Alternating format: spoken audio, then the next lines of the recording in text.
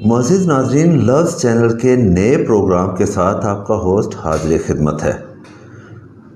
ناظرین، آج کا پروگرام انتہائی دلچسپ اور حیران کن ہے، جس میں جنگی جنون کی وہ ترتیبیں آپ کو سننے میں ملیں گی جو آج سے پہلے آپ نے کبھی نہ سنی ہوں گی۔ معزز ناظرین، کیا آپ نے کبھی سنا ہے کہ صرف 18 لوگوں نے ایک بہت بڑی حکومت پہ قبضہ کیا؟ بظاہر افسانوی مگر حقیقت پر مبنی یہ داستان ہم آپ کی خدمت میں حاضر کر رہے ہیں، جسے جان کر آپ حیران ہوں گے اور ششدر رہ جائیں گے۔ اسلامی تاریخ میں بڑے بڑے جنگجو گزرے جنہوں نے اپنی جرأت کے جھنڈے گاڑے، مگر ہندوستان کی تاریخ میں ایک ایسا واقعہ بھی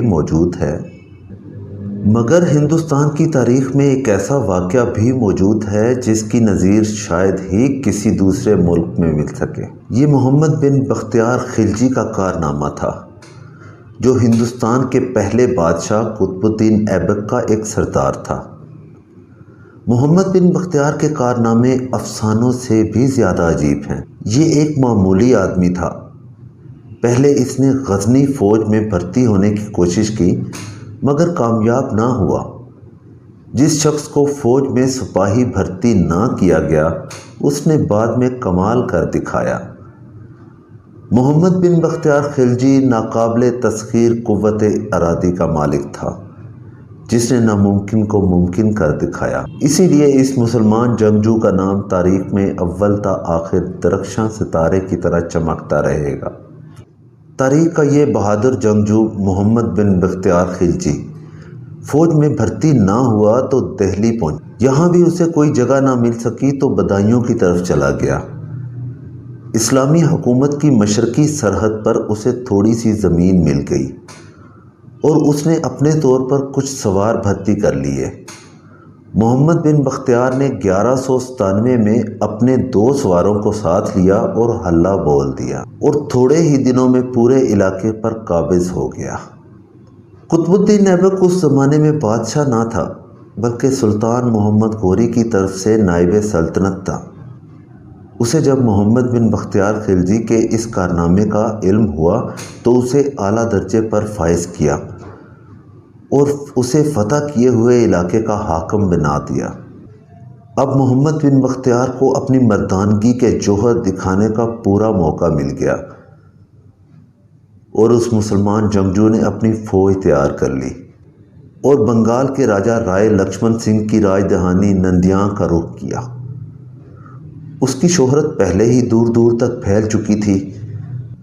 اسلام کے اس بہادر جنگجو کی جرأت، اس کی قوت ارادی اور اس کی مردانگی کی شہرت دور دور تک پھیل چکی تھی۔ اسلام کا یہ بہادر جنگجو کچھ اس برق رفتاری سے نکلا کہ باقی فوج پیچھے رہ گئی اور صرف 18 فوجی اس کے ساتھ وہاں پہنچے۔ اسی طرح وہ راجہ کے شہر کے قلعے کے دروازے کے سامنے پہنچ گیا۔ پہنچتے ہی پے در پہ وار کیے اور دشمنوں پر حملہ کیا۔ وہ دشمنوں پر اس برق رفتاری سے اور اس بے باکانہ انداز میں ٹوٹ پڑا کہ راجہ نے یہ سمجھا کہ اس کے ساتھ بہت بڑی فوج ہے، اسی لیے بے باکانہ انداز میں لڑ رہا ہے۔ اس کا یہ خیال بالکل درست نکلا۔ راجہ اس وقت کھانا کھا رہا تھا۔ باہر سے لوگوں کی چیخ و پکار اس کے کانوں تک پہنچی تو وہ حواس باختہ ہو گیا۔ اس نے سمجھا کہ پتہ نہیں کتنا بڑا حملہ باہر ہو گیا ہے اور بہت ساری فوج نے ہمارے ایک فوج پر حملہ کر دیا ہے۔